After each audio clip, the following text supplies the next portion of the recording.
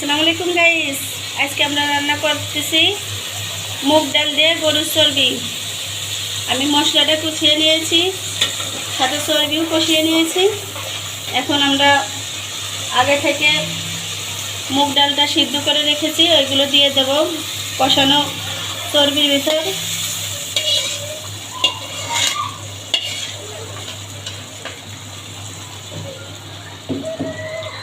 এখন আমি এগুলো দিয়ে ভালো করে একটু কষিয়ে নেব।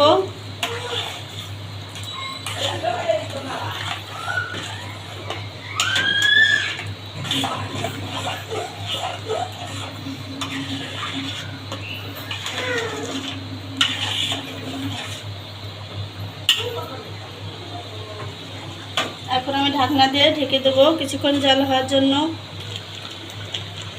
ডাউলটা কষানো হয়ে গেছে চর্বির সঙ্গে, এখন আমি ডাউলি পানি দিয়ে দেব।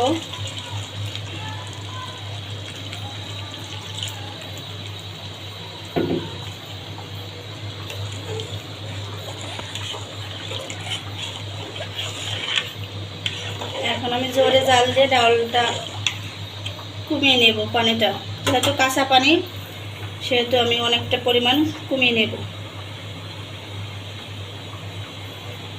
ঢাকনাতে ঢেকে দেবো। গাইস, আমার ডালটা রান্না কমপ্লিট। এখন আমি জিরা আর গরম মশলা বাটা দিয়ে নামিয়ে ফেলবো। দেখতেই পারছেন ডালটা কত ইয়াম্মি হয়েছে, একদম অনুষ্ঠান বাড়ির ডাউলের মতন হয়েছে। সবার যদি রান্নাটা ভালো লেগে থাকে, একটা লাইক, কমেন্ট, শেয়ার এবং সাবস্ক্রাইব করে পাশে থাকবেন। আল্লাহ হাফেজ।